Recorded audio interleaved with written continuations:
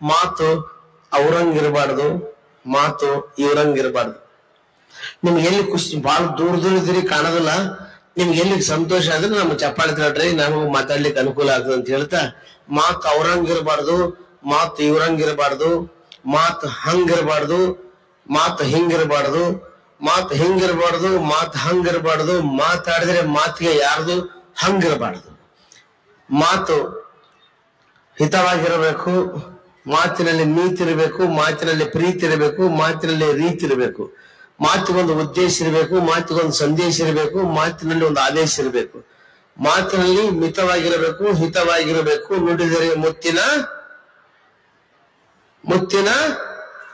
ನೋಡಿ, ಹಾರ ಅಂತ ತಕ್ಷಣ ಹೆಣ್ಮಕ್ಳದ ಸೌಂಡ್ ಜಾಸ್ತಿ ಆಯ್ತು.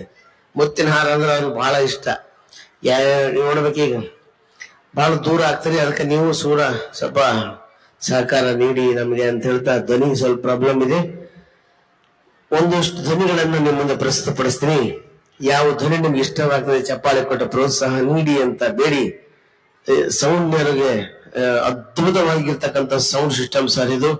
ನಿಮಗೆ ಒಂದು ಜೋರು ಚಪ್ಪಾಳೆ ಸೌಂಡ್ ಸಿಸ್ಟಮ್ನವರಿಗಿರ್ಲಿ. ಯಾಕಂದ್ರೆ ಈ ಮೂಲೆ ಯಾವ ಮೂಲೆಯಲ್ಲಿ ಕೂತ್ಕೊಂಡ್ರು ಕೂಡ ಬಹಳ ಸೊಗಸಾಗಿ ಕೇಳಿಸುವಂತ ಧ್ವನಿವರ್ಧಕದ ವ್ಯವಸ್ಥೆ ಬಹಳ ಸೊಗಸಾಗಿದೆ. ಸ್ವಲ್ಪ ಮಾನಿಟರ್ ಚೂರು ಜಾಸ್ತಿ ಮಾಡಿ ಸ್ವಲ್ಪ ಲೈಟ್ ಎಕೋ ಕೊಟ್ಬಿಡ್ರಿ ಅಂತ ಹೇಳ್ತಾ, ಒಂದೊಂದು ಧ್ವನಿ ನಿಮಗೆ ಪ್ರಸ್ತುತಪಡಿಸ್ತೀನಿ. ಯಾವ ಧ್ವನಿ ನಿಮಗೆ ಇಷ್ಟವಾಗ್ತದೆ ಪ್ರೋತ್ಸಾಹ ನೀಡಿ ಅಂತ ಹೇಳ್ತಾ, ಮೊದಲನೇದಾಗಿ ಪತ್ರಿಕೆ ಸಂಪಾದಕರಾಗಿರ್ತಕ್ಕಂಥ ರವಿ ಬೆಳಿಗೆರೆ ಅವರು, ಅವ್ರ ಧ್ವನಿ ನಿಮ್ಗೆ ಇಷ್ಟವಾದ್ರೆ ಜೋರ್ ಚಪ್ಪಾಳೆ ಕೊಡಿ. ಪ್ರಿಯ ವೀಕ್ಷಕರೇ, ನಾನಿಮ್ಮ ರವಿ ಬೆಳಿಗೆರೆ ಮಾಡುವ ನಮಸ್ಕಾರ. ಒಂದಿನ ಸಂಜೆ ಜಯನಗರದಿಂದ ಸೌತ್ ಎಂಡ್ ಸರ್ಕಲ್ ಕಡೆ ಹೋಗುವ ಸಂದರ್ಭದಲ್ಲಿ ಒಂದು ಸಿಗ್ನಲ್ ನಲ್ಲಿ ನನ್ನ ಗಾಡಿನ ಸ್ಟಾಪ್ ಮಾಡ್ತೀನಿ. ಒಬ್ಬ ಹುಡುಗ ಬಂದು ಕೇಳ್ತಾನೆ, ಸರ್ ನಾನ್ ನಿಮ್ ಜಿಲ್ಲೆಯವನು, ಬಿಡುವಿದ್ದಾಗೆಲ್ಲ ನಿಮ್ಮ ಪತ್ರಿಕೆ ಓದ್ತೀನಿ ಅಂತ ಹೇಳ್ತಾ ನನ್ನ ಎಪಿಸೋಡ್ ನಾನು ಮುಗಿಸ್ತಾ ಇದ್ದೀನಿ. Have A nice day. Monitor ಸ್ವಲ್ಪ ಜಾಸ್ತಿ. ಒಂದು ಕಾಲೇಜ್ನಾಗ ಪ್ರಿನ್ಸಿಪಲ್ ರಜೆ ಕೊಡ್ತಿದ್ದಿಲ್ಲ. ನಿಮ್ಮ ಟ್ಯಾಲೆಂಟ್ ಏನ್ ಅಂತ ಹೇಳಬೇಕು, ರಜೆ ತಗೋಬೇಕು. ಒಬ್ರು ಬಂದ ರಜೆ ಕೊಡಿ ಅಂದ. What is your talent? ನಾವು ಡಾಕ್ಟರ್ ರಾಜ್ಕುಮಾರ್ ಅವ್ರ ಅಭಿಮಾನಿ ಸರ್. ಅಣ್ಣವ್ರ ಡೈಲಾಗ್ ಹೇಳ್ತೀನಿ ಅಂತ ಹೇಳು.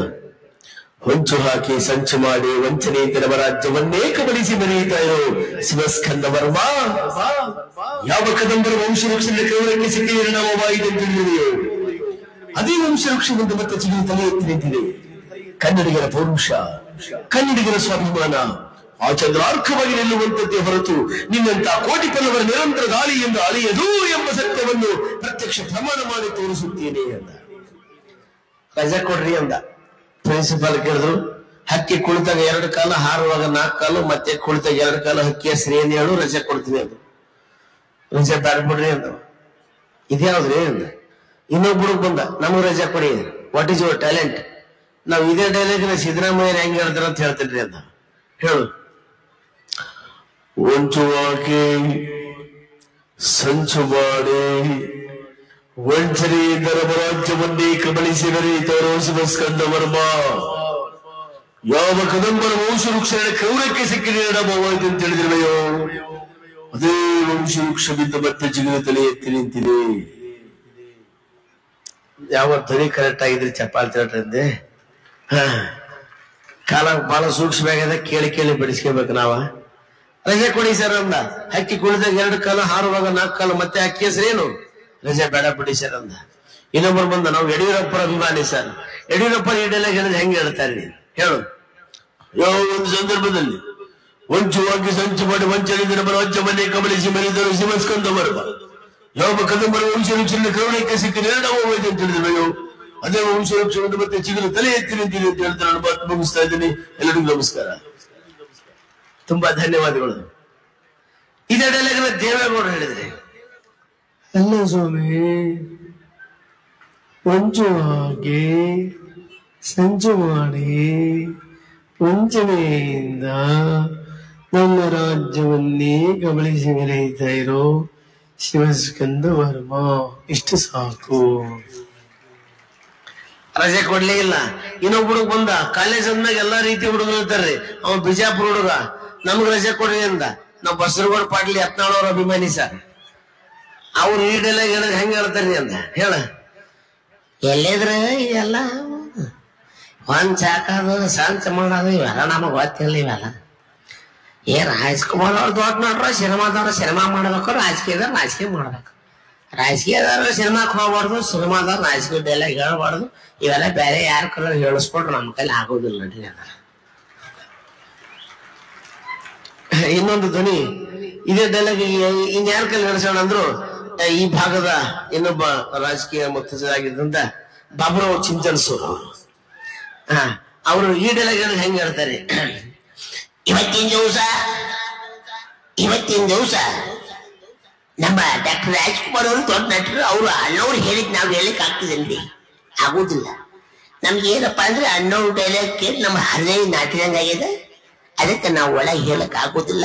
ನಾವು ಹಿಂದೆ ಬರ್ಬೇಕಾದ್ರೆ ನೋಡ್ಬೇಕು, ಕಾರ್ ನೋಡಿ ಹೆಂಗ್ ಬಂದು ಸ್ವೈ ಸ್ವೈ ಸ್ವೈ ಸ್ವೈ ಹೊಟ್ಟ ಗಾಡಿ ಮೇಲೆ ಚಪ್ಪಲ್ ತಡ್ರಿ.